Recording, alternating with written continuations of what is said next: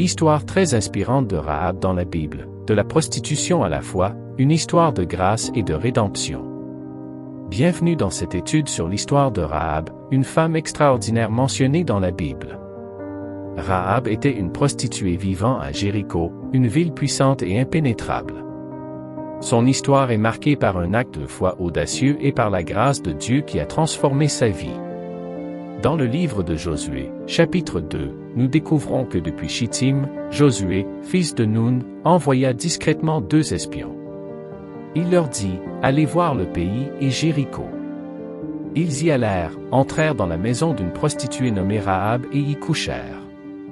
On dit au roi de Jéricho, « Des hommes sont entrés ici cette nuit, des fils d'Israël, pour reconnaître le pays. » Alors, le roi de Jéricho envoya dire à Rahab, « Fais sortir les hommes qui sont venus chez toi qui sont entrés dans ta maison car c'est pour reconnaître tout le pays qu'ils sont venus. » Mais la femme emmena les 2 hommes et les cacha.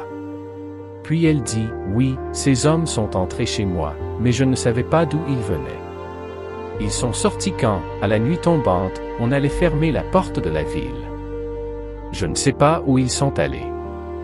Dépêchez-vous de les poursuivre, et vous les rattraperez. » Or, elle les avait fait monter sur le toit en terrasse et les avait cachés sous les tiges de lin rangées sur le toit. Les hommes du roi les poursuivirent en direction du Jourdain, vers le passage des gués, et l'on referma la porte dès que les poursuivants furent sortis. Quant à eux, à peine étaient-ils allongés que Rahab monta près d'eux, sur le toit. Et leur dit, « Je sais que le Seigneur vous a donné ce pays, que la terreur s'est abattue sur nous, et que tous les habitants du pays ont été pris de panique à votre approche. Nous avons entendu dire que le Seigneur avait asséché devant vous l'eau de la mer des roseaux, lors de votre sortie d'Égypte, et ce que vous avez fait aux 2 rois des Amorites, à Séhon et à Og, de l'autre côté du Jourdain, vous les avez voués à l'anathème. Nous l'avons entendu dire et notre courage a fondu. Devant vous, chacun perd le souffle, car le Seigneur votre Dieu est Dieu là-haut dans les cieux, et en bas sur la terre. Et maintenant, puisque j'ai agi loyalement envers vous, jurez-moi donc par le Seigneur que vous agirez loyalement, vous aussi, envers la maison de mon Père. Donnez-moi une preuve que vous laisserez en vie mon Père et ma mère, mes frères et mes sœurs, avec ce qui leur appartient, et que vous nous préserverez de la mort. » Les hommes lui dirent, « Nous vit contre les vôtres, à moins que vous ne dévoiliez notre entreprise. Quand le Seigneur nous aura donné le pays, nous agirons envers toi avec loyauté et fidélité à notre parole. » Alors, elle les fit descendre avec une corde par la fenêtre, car sa maison était sur le mur du rempart, elle habitait dans le rempart. Elle leur dit, « Allez dans la montagne, de peur que vos poursuivants ne vous rattrapent. Vous vous y cacherez 3 jours, jusqu'au retour de ceux qui vous poursuivent. Après, vous pourrez continuer votre route. » Les hommes lui dirent, « Ce serment que tu nous as fait jurer, nous le respecterons ainsi. Quand nous entrerons dans le pays, tu attacheras ce cordon de fil écarlate à la fenêtre par laquelle tu nous as fait descendre. Tu réuniras auprès de toi, dans ta maison, ton père et ta mère, tes frères et toute la famille de ton père. Si l'un d'entre vous franchit les portes de la maison pour sortir, son sang retombera sur sa tête, nous serons quittes. Si l'on porte la main sur lui alors qu'il est dans ta maison, son sang retombera sur nos têtes. Mais si tu nous dévoiles, alors nous serons quittes de ce serment que tu nous as fait jurer. » Elle répondit, « Qu'il en soit selon vos paroles. » Elle les renvoya et ils partirent. Alors, elle attacha le cordon écarlate à la fenêtre. Ils s'en allèrent, atteignirent la montagne et ils y restèrent 3 jours, jusqu'au retour de ceux qui les poursuivaient. Ceux-ci les avaient cherchés tout le long du chemin et ne les avaient pas trouvés. Alors, les 2 hommes s'en retournèrent, descendirent de la montagne, passèrent le Jourdain, revinrent auprès de Josué, fils de Nun, et lui racontèrent tout ce qui leur était arrivé. Ils dirent à Josué, « Le Seigneur a livré tout le pays entre nos mains et, devant nous, tous ses habitants sont pris de panique.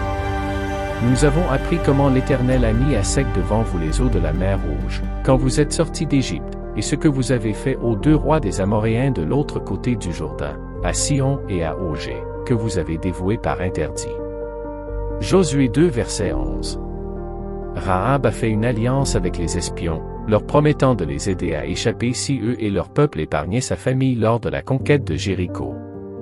Les espions ont accepté son accord et ont donné à Rahab un signe distinctif pour identifier sa maison lors de l'attaque imminente.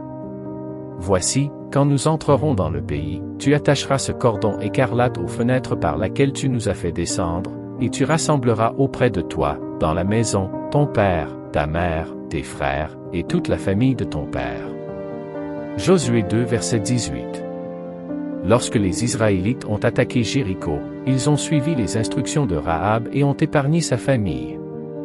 La maison de Rahab, identifiée par le cordon écarlate, a été préservée lors de la destruction de la ville. Rahab et sa famille ont été sauvées de la destruction, et elles ont été intégrées au peuple d'Israël. Josué laissa la vie à Rahab, la prostituée, à la maison de son père, et à tous ceux qui lui appartenaient. Elle a habité au milieu d'Israël jusqu'à ce jour, parce qu'elle avait caché les messagers que Josué avait envoyés pour explorer Jéricho. Josué 6 verset 25. L'histoire de Rahab est un témoignage puissant de la grâce et de la miséricorde de Dieu. Une femme issue d'un milieu de prostitution a été choisie et utilisée par Dieu pour accomplir ses desseins. Sa foi audacieuse et son acte de protection des espions ont eu un impact significatif sur le peuple d'Israël.